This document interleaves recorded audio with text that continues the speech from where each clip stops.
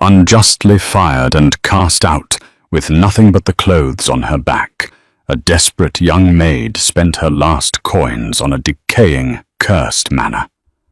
The cruel village and an arrogant squire relentlessly mocked her, expecting the haunted ruins to break her spirit. They had no idea the terrifying curse was a vicious lie fabricated to hide a staggering, world-changing legacy. And they never suspected this abandoned girl would unearth the exact weapon she needed to shatter their greedy empire, silence her abusers, and claim a breathtaking destiny. Settle in and let us travel back to a forgotten corner of the Yorkshire moors. To witness a story of quiet defiance, patient labor, and the profound discovery that what the world throws away often holds the very thing it needs most. The road to Marwick was a ribbon of mud, clinging to Alice's worn-out boots with the greedy persistence of memory. She had walked from dawn, leaving behind the grand house, where she had served as a scullery maid, the scene of her unjust dismissal. A porcelain vase, a favorite of the mistress, had slipped from the clumsy hands of the master's visiting nephew. But it was Alice, silent and pale in her mended grey frock, who had taken the blame. She had not argued. Arguing was a luxury for those who had something to fall back on, and Alice Graves had nothing and no one. Her mother, a weaver with hands as gentle as her spirit, had been taken by the fever 2 winters past. Her father was a name in a parish register, gone before she could form a single memory of his face. So she had simply nodded, collected her few belongings and her saved shillings, and walked away, the unjust shouts of the mistress fading behind her. She carried her life in a small canvas bag, a change of linen, a half-eaten apple, a tarnished silver locket holding a lock of her mother's brown hair, and the carefully wrapped coins. The 15 shillings felt both as heavy as a milestone and as light as a handful of dust. As she crested the final hill, the village of Marwick appeared below, a tight clutch of slate-roofed cottages huddled around a stoic Norman church tower. Smoke curled from the chimneys, thin and grey, against a sky the colour of dishwater. And there, above it all, perched on the mand like a brooding bird of prey, was Thornfield Place. Even from a distance it looked forsaken. Its stone was dark with damp. Several of its windows gaped open like vacant eyes, and the west wing showed a jagged line where the roof had begun to collapse. It was a place of profound and visible sorrow. Yet as Alice looked at it, she felt not fear, but a strange, quiet kinship. It looked as she felt, abandoned, weathered, and carrying a story of loss. She descended into the village, her presence noted by the twitch of lace curtains and the sudden silence that fell over a group of men outside the public house. In a place like Marwick, a stranger was an event, and a young woman walking alone with a canvas bag was a mystery to be solved with whispers. She ignored their stares, her gaze fixed on the public notice board outside the chandler's shop. And there it was, a piece of fool's cap, curled and water-stained, tacked beneath a notice for a lost sheep. For sale by order of the magistrate. The property and grounds known as Thornfield Place. Title absolute. All claims forfeited. Price by agreement. Someone had scrolled beneath it in crude charcoal. Price: 1 shilling and a fool's courage. Laughter followed the words, but Alice did not laugh. She read the solicitor's name at the bottom, Mr. Alistair Finch, and felt the first flicker of a desperate, improbable idea begin to warm the cold space in her chest. Mr. Finch's office was a small, dusty room above the baker's, smelling of old paper, sealing wax, and the faint, sweet scent of yesterday's bread. The solicitor himself was a man who seemed to be made of the same materials, dry, pale, and layered in tweed. He peered at Alice over his spectacles, his expression a mixture of confusion and mild irritation. "May I help you, miss?" he asked, his voice thin and ready. Alice placed her canvas bag on the floor and stood straight, though her heart was hammering against her ribs. "I've come about Thornfield Place," she said, her own voice barely a whisper. "I wish to purchase it." For a moment, there was only the sound of the clock ticking on the wall. Then a loud, braying laugh erupted from the corner of the room. Squire Redfern, the largest landowner in the district, was seated in the client chair, his portly frame overflowing its sides. He slapped his knee, his face ruddy with mirth. "Did you hear that, Finch? The girl wants the cursed pile. Has a fortune tucked away in that bag." "Has she?" Alice's face burned, but she held his gaze, her expression unmoving. She had faced down scorn before. Silence was her only shield.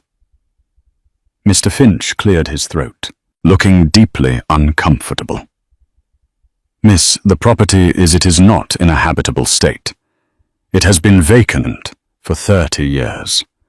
There are legal encumbrances, though the magistrate has cleared the title. It is frankly considered worthless." "I have 15 shillings, Alice said quietly, directing her words only to the solicitor. "It is all I have." Squire Redfern roared with laughter again. 15 shillings. By God, she'll bear herself for a pile of rubble and rats. Give her the deed, Finch. It's the best entertainment Marwick has seen in a decade."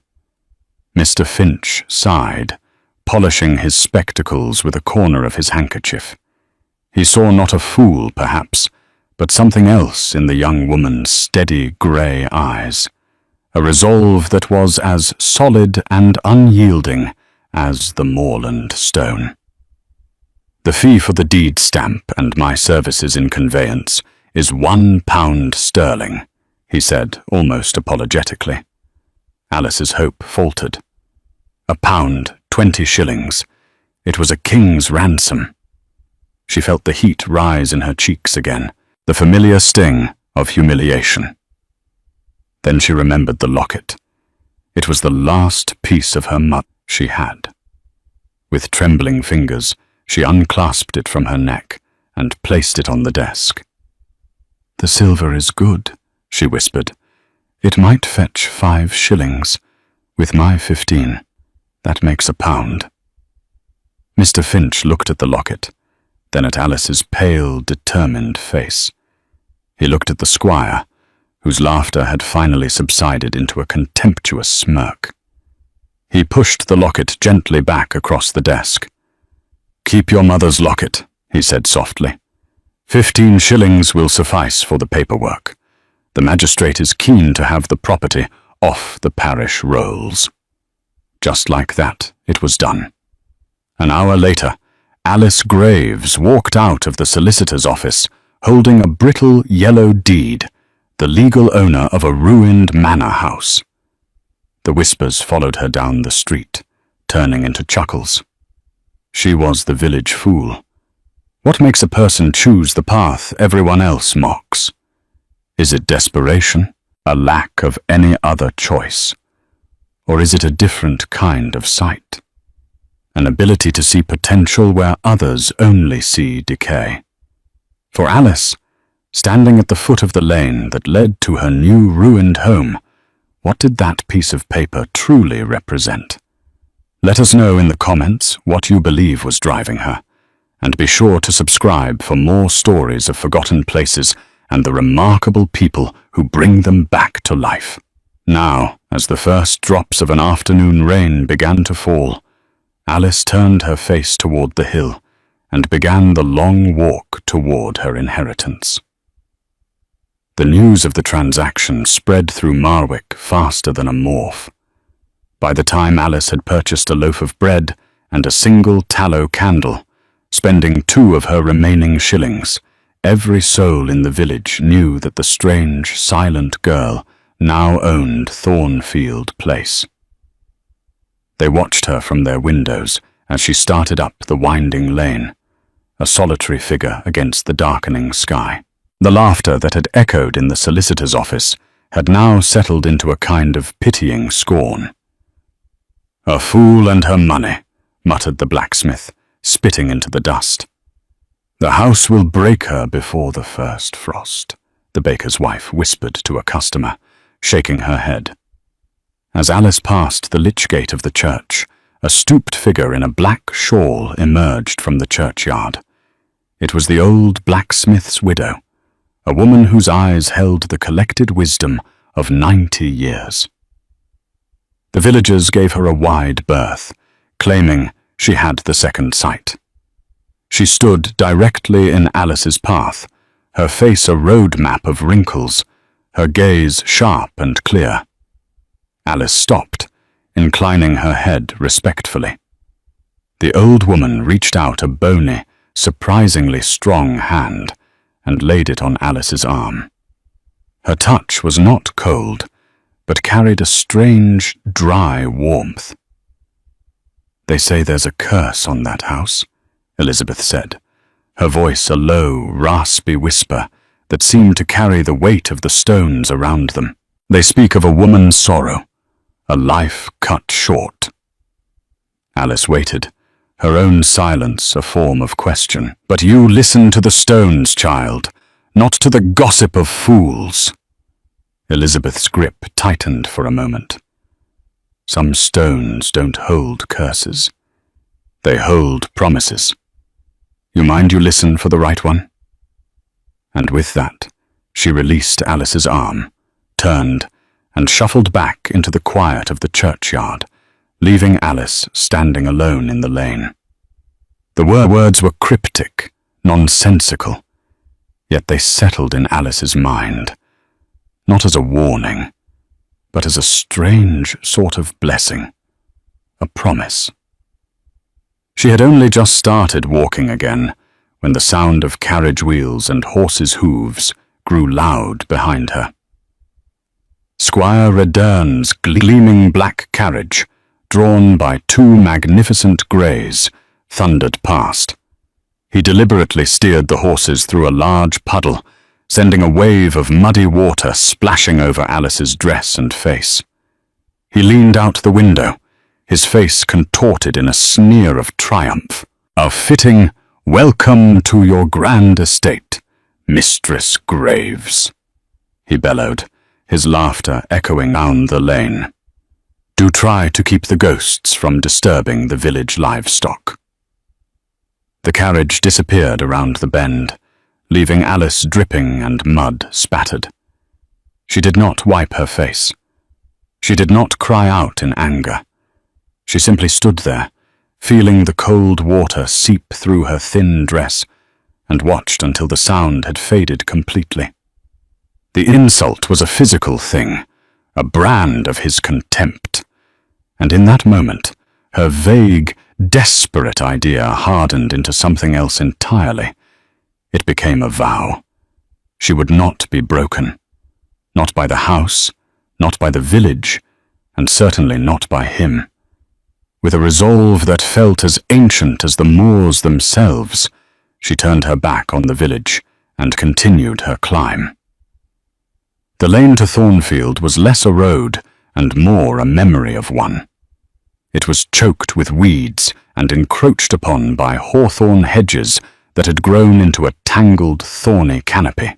The air grew cooler, smelling of damp earth, moss, and the coming rain. After a 20-minute walk, she arrived.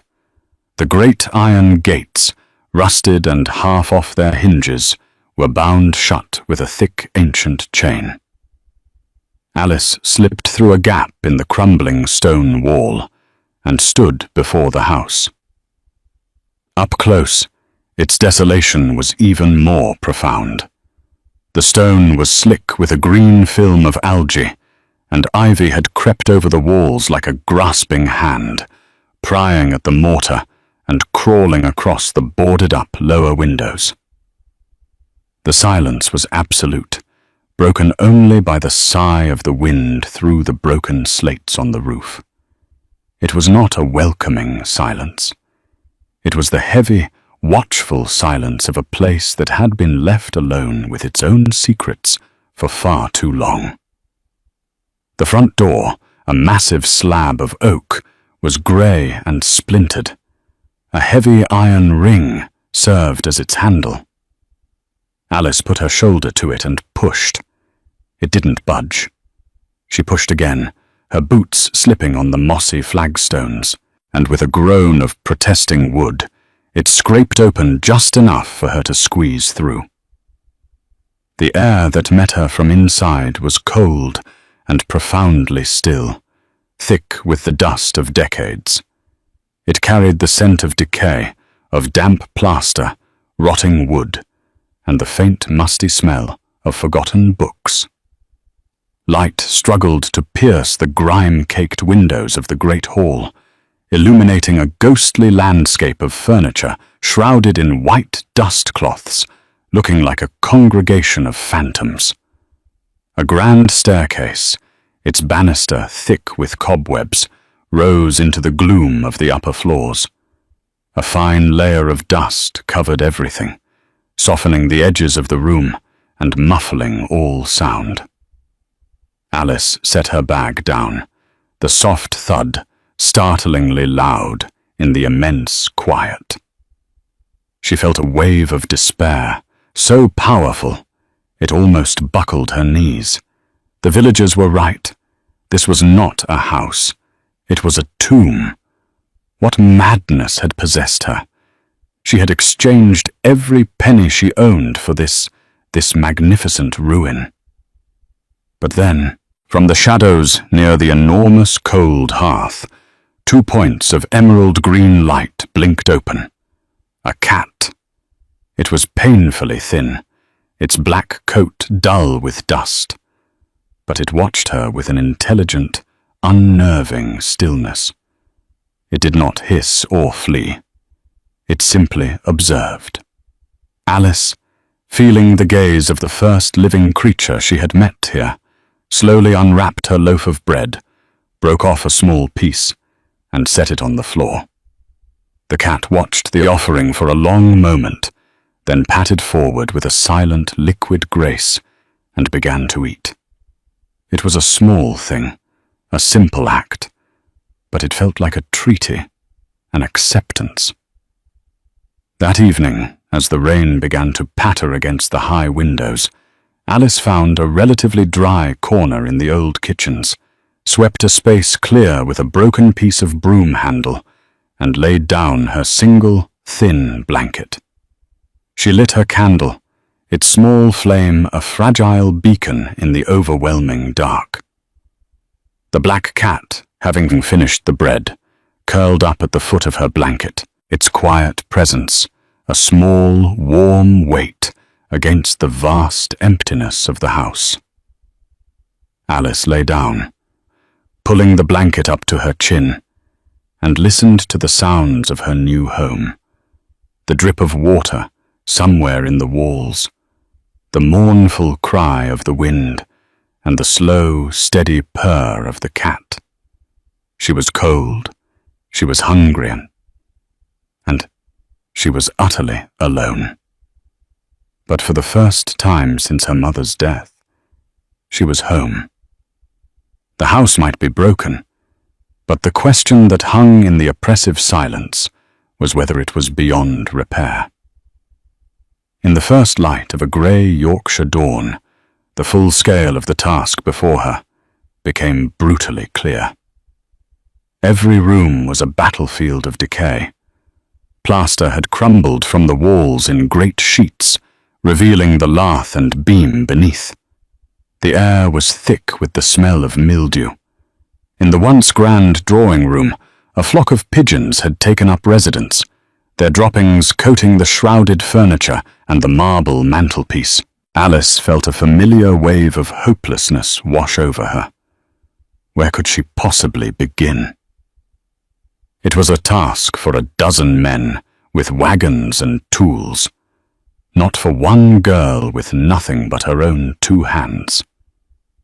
Yet as she stood there, the black cat, whom she had decided to name Soot, rubbed against her leg a silent, encouraging presence. She remembered words. Listen to the stones. She would start with 1 room, just 1. She chose the library. It was smaller than the great hall, and though its shelves were mostly bare and its windows were boarded, it felt less daunting. One of the high windows had a broken pane, letting in a sliver of daylight and a persistent chilling draught. She spent the entire day clearing it, pulling down rotted curtains that disintegrated in her hands, sweeping away layers of dust and debris, and scrubbing the flagstone floor with a bucket of rainwater and a stiff brush she found in the scullery. It was grueling, back-breaking work.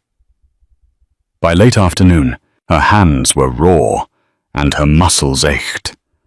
But the room was transformed. Light, however faint, now reached the corners. The smell of clean, damp stone began to replace the scent of decay. She had made a small, tangible mark on the house's immense neglect. That evening, exhausted, but with a flicker of pride, she sat on the floor of the cleaner room, sharing her bread with Soot. It was then that she noticed it properly for the first time. The draught, it was not coming from the broken window pane high above. That one whistled. This was a different current of air, colder and more constant, and it seemed to be coming from the main wall, the one that held the great stone fireplace. She got up and walked over to it, running her hands along the cold, smooth stones of the wall. It was solid.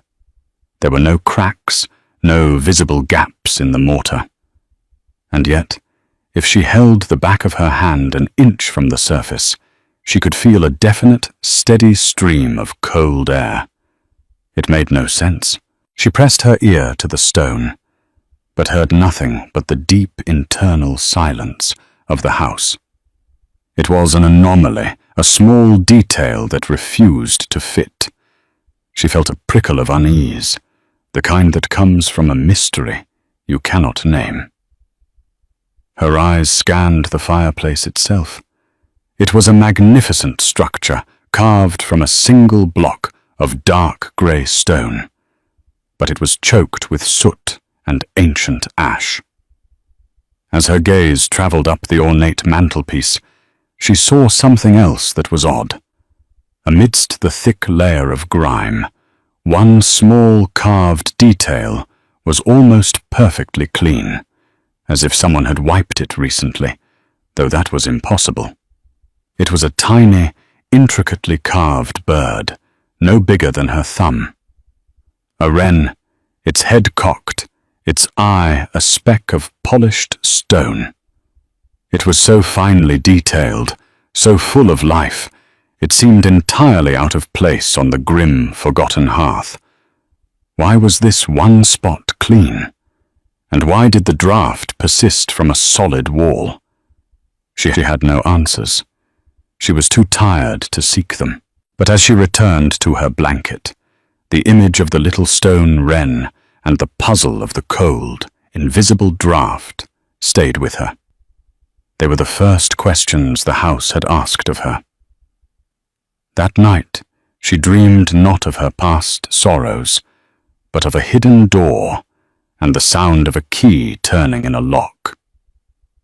Soot curled beside her, occasionally lifted his head, and stared intently at the library wall, as if he could see the very source of the draught that so puzzled his new mistress. Days turned into a week, and a week into a month. Alice's life settled into a rhythm dictated by sunlight and labor. She worked from the moment the sun was high enough to light the dusty rooms until it sank below the moor, leaving the house in a profound and intimidating darkness. Her world shrank to the stone walls of Thornfield Place. She discovered a small walled kitchen garden at the back of the house, choked with weeds, but still showing the faint outlines of old beds. With a rusted spade she'd found, she began to turn the soil, uncovering a patch of earth that was still rich and dark.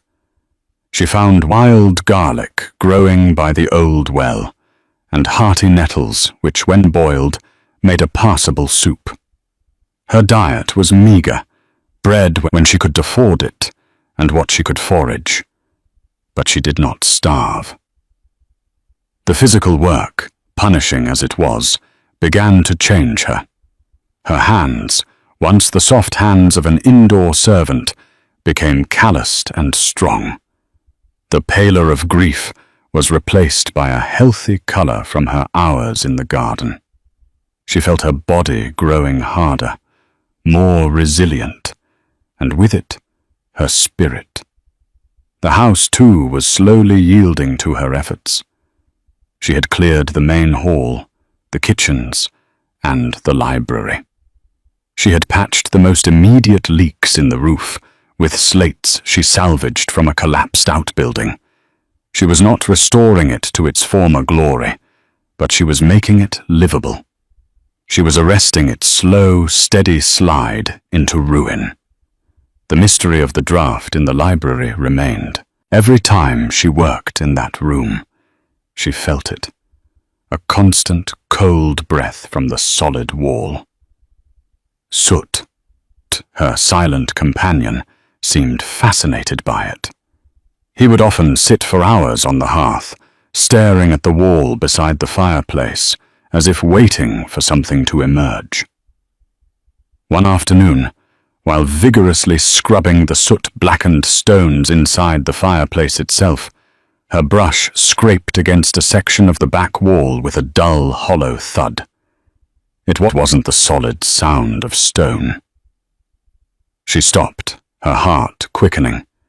She knocked on the spot with her knuckles. Thump, thump, thump.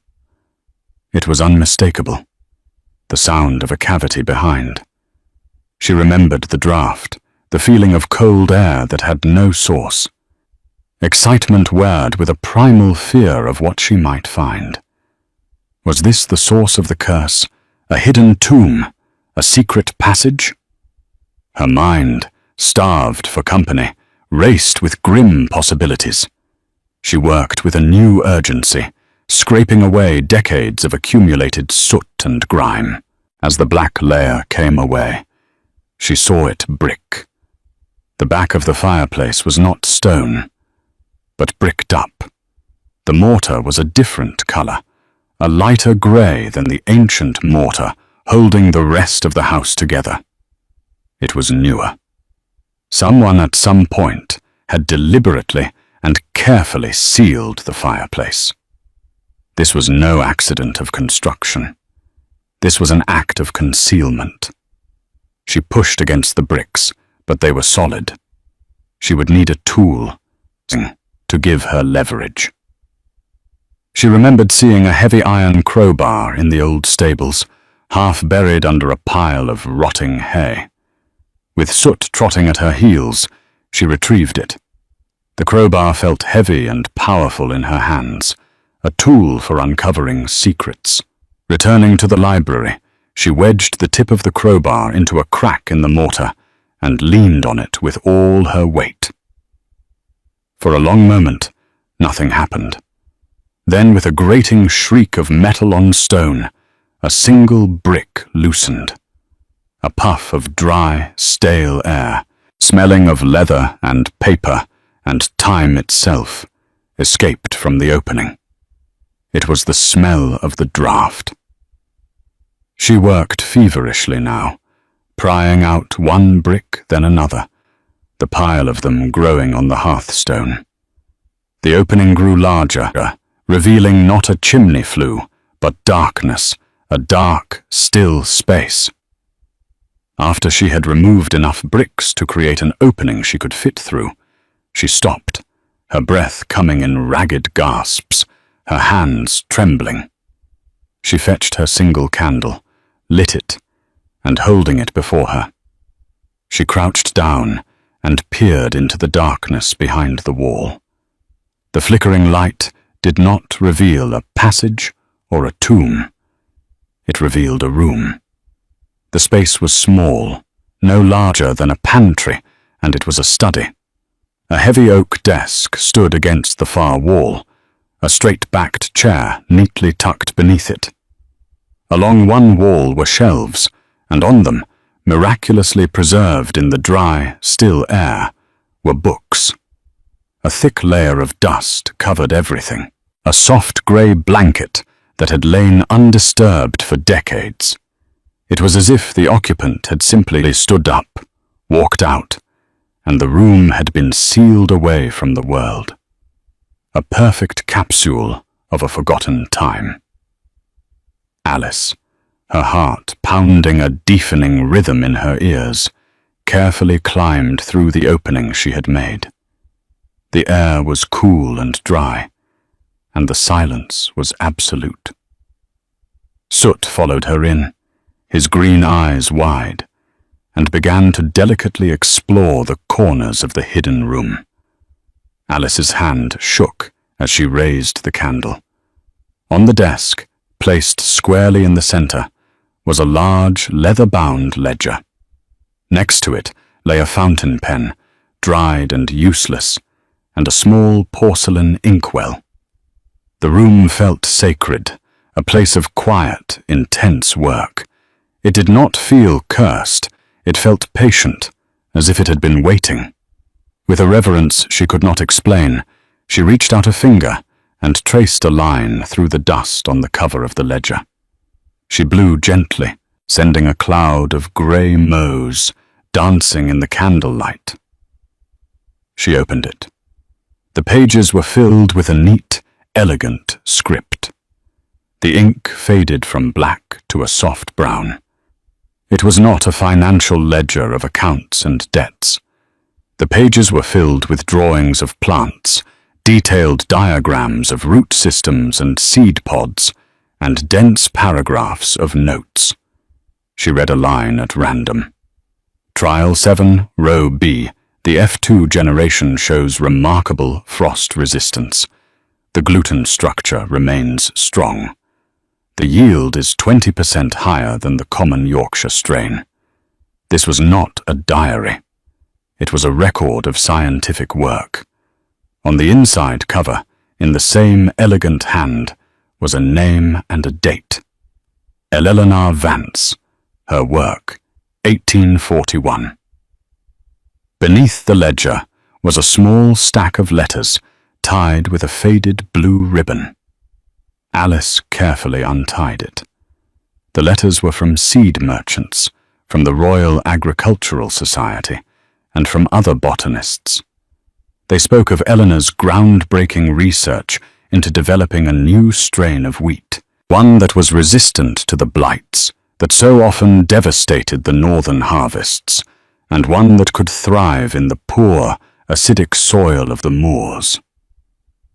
The final letter was different. It was a draft full of crossed-out words, addressed to Squire Redern's father, the previous squire. In it, Eleanor Vance politely but firmly refused his offer to purchase her research and all rights to her wheat strain. This work is not for the enrichment of one man, she had written, but for the sustenance of all. It will be shared freely when it is perfected. Suddenly the pieces began to click into place. The whispers of a tragedy, the story of a curse. Eleanor Vance had died suddenly. The village gossip had hinted of a swift and terrible fever. And after her death, The Redfern family had begun to quietly circulate the story that Thornfield was a place of sorrow, that it was haunted, cursed. It was a story designed to keep people away, to devalue the property, to ensure no distant relatives would ever come to claim it. Also that one day they might acquire the land and tear the house apart in search of this very room, this very ledger. The curse was a lie. It was a cage of whispers built a treasure, not of gold, but of something far more valuable. Hope, the little carved wren on the mantelpiece. It must have been Eleanor's mark, a symbol of her quiet, industrious work.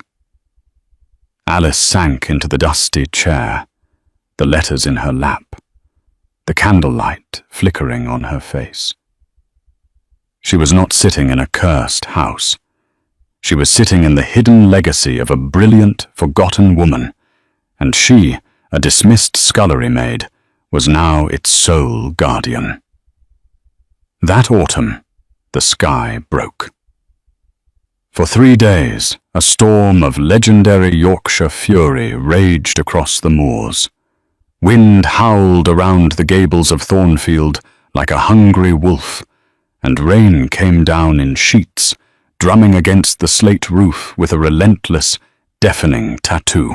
Alice worked frantically to protect her discovery. She moved the ledger and the precious letters to the driest corner of the kitchen, wrapping them in an old oilskin she found in the stables. She spent her days patching windows with salvaged boards and placing buckets to catch the worst of the leaks that had sprung to life all over the house. The storm was a test, a physical assault from the world outside, threatening to wash away the fragile history she had uncovered. On the second night of the storm, as the wind reached a terrifying crescendo, a deafening crack echoed through the house, followed by the prolonged splintering groan of ancient timber giving way. Alice grabbed her candle and ran to the great hall. A massive section of the roof had collapsed, and a torrent of rain and wind was now pouring into the heart of the house, creating a swirling pool on the flagstone floor. The destruction was horrifying. In one violent moment, the storm had undone weeks of her patient work. Despair, cold and sharp, pierced through her. The house was too big, too broken. The task was impossible. She was a fool, just as the squire had said. She was huddled in the relative shelter of the library, watching the water creep across the floor. When she heard it, a sound that did not belong to the storm, a frantic, desperate banging on the main door. Her first thought was that it was the squire come to mock her in her ruin, but the sound was one of panic, not malice. Holding her candle high, its flame guttering in the draughts, she waited through the flooded hall and strained against the heavy oak door, pulling it open. A woman stood on the threshold, drenched and shivering, clutching a small bundled child to her chest. "Please!" the woman cried over the shriek of the wind. "Our cart, it's overturned in the lane. The axle is broken. We saw your light." Alice did not hesitate. She pulled the woman and child inside, shoving the door closed against the fury of the storm. The woman, whose name was Mary, and her son, a boy of about 5 named Tom, were travelers on their way to the next town. Alice led them to the kitchen, the one room that was still mostly warm and dry. She stirred the embers of her small fire, adding the last of her precious wood. She gave them her own blanket and the last of her bread. As Mary wrapped the shivering boy in the dry blanket, and he drank the cup of hot water Alice had prepared. The woman looked around at the crumbling plaster and the buckets catching drips from the ceiling. "They told us in the village this place was cursed," Mary said, her voice filled with a weary awe. "They said no one lived here." "Someone does now," Alice replied simply, stoking the fire. For the rest of the night, the three of them huddled by the hearth while the storm raged outside. Alice shared what little she had without a second thought. She was no longer just the inheritor of a secret. She was the keeper of a sanctuary. In sheltering this stranger and her child from the storm, she was affirming her own place in the house. This was not just a pile of stones she had bought. It was a home, and a home provides shelter. As the wind howled and the rain beat down, she felt a profound shift inside her. The despair was gone, replaced by a fierce, protective resolve. She would not let the storm win. She would not let the whispers win. She had to protect Eleanor Vance's legacy, not just for the past, but for the future that people like Mary and Tom deserved. She was the steward of Thornfield now, and her work had only just begun. The crisis had come, and she had met it not with fear, but with an open door. The storm broke at dawn, leaving a world washed clean and glistening under a pale, watery sun. The lane was a river of mud, but the air was fresh. Mary, her face etched with gratitude, took Alice's hands in her own. "We have nothing to repay you with," she said, her voice thick with emotion. "You saved us." "There is no debt," Alice said. "You were in need of shelter." Mary insisted on walking to the village to find the cartwright to mend their axle, promising to return. When she reached Marwick, the story she told was not of a cursed house, but of a warm hearth and a quiet, kind young woman who had shared her last piece of bread.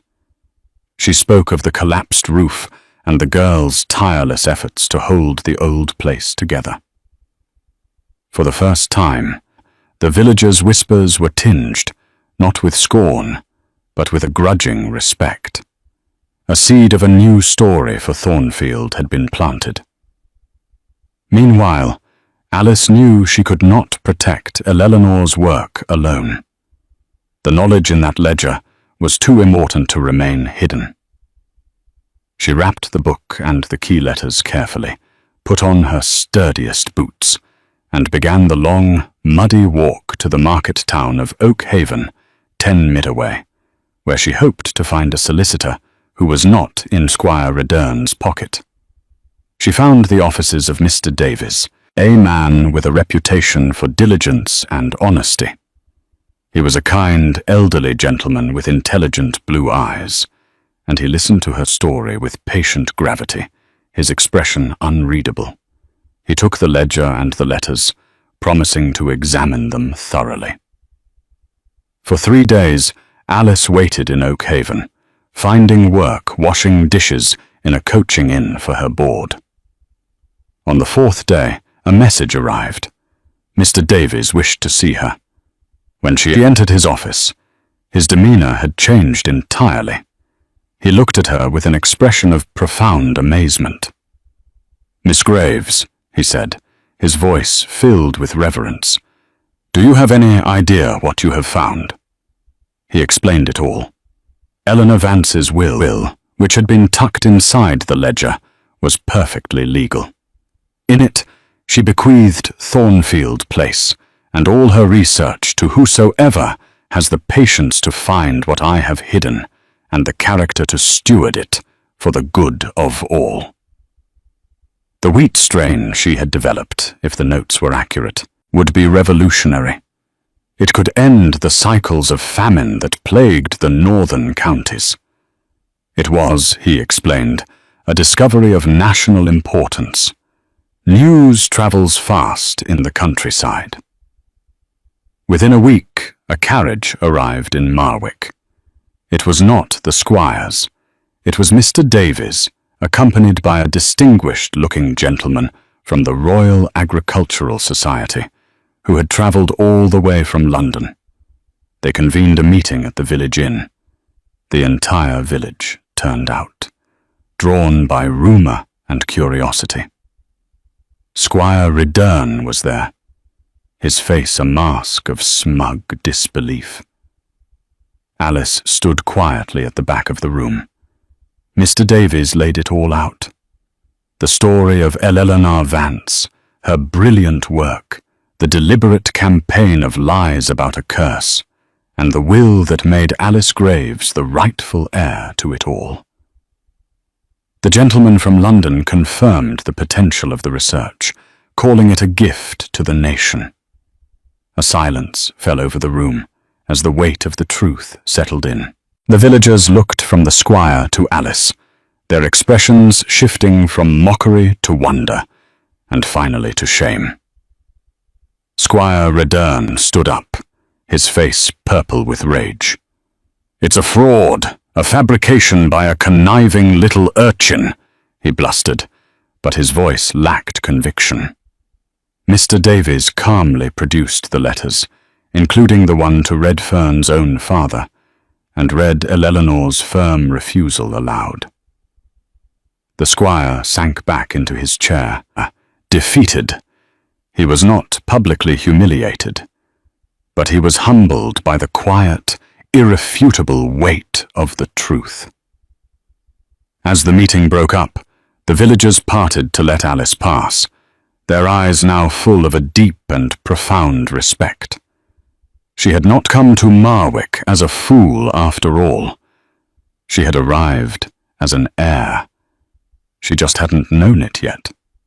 The following spring, Thornfield Place was filled with a new kind of life. The sound of hammers echoed from the roof as a team of skilled artisans, funded by an advance from the Agricultural Society, worked to restore the house not to its former grandeur, but to a state of sturdy, dignified grace. Grace the gardens, once choked with thorns and weeds, were being meticulously cleared by men from the village, their work guided by the detailed planting diagrams in Eleanor Vance's ledger. The first experimental crop of Vance's promise, as the wheat strain came to be called, was sown in the west field, its green shoots already pushing through the dark Yorkshire soil. The village of Marwick had been transformed. The story of the curse was replaced by the legend of the hidden legacy, and the village fool was now regarded as their quiet, unassuming heroine. Villagers who had once laughed at her now tipped their caps respectfully. The baker's wife left a fresh loaf on her doorstep each morning. The old widow would sometimes come and sit with Alice in the budding garden, the two of them sharing a comfortable silence that needed no words. Alice herself had changed most of all. She moved through the house with a quiet confidence, overseeing the restorations, consulting with the botanists who now came from across the country to study Eleanor's work. She was no longer the dismissed, forgotten girl, but the steward of a great and important trust. One evening, as the sun began to set, casting a long golden light over the moors, she was standing on the newly repaired stone terrace, looking out over the fields. Soot, now a sleek and well-fed companion, sat at her feet. The local cartwright, a man whose children now had steady work thanks to the project at Thornfield, approached her, his hat in his hands. "It's a miracle what you've done, Miss Graves," he said, his voice full of sincere admiration. "To have found such a treasure inside all that ruin." Alice smiled, a rare and gentle expression that lit up her face. She looked at the house, its stone glowing warm in the evening light. She looked at the fields where the promise of a new harvest was taking root, and she looked at the village below, now a community bound by a shared sense of purpose. She finally understood what else had meant. The stone had held a promise. "I think," she said, her voice soft but clear, carrying the weight of all she had learned. It was never about finding a treasure. It was about tending a garden. The real discovery was not the ledger, but the realization that value lies not in what you own, but in what you nurture. Thank you for joining us for this journey to Thornfield Place, a story that reminds us of the quiet courage of stewardship. If you were moved by Alice's patience and determination, please consider leaving a like and subscribing to our channel for more tales of hidden history and unexpected legacies. Let us know in the comments what forgotten place in your own life might be waiting for someone to tend its garden. We look forward to sharing another story with you.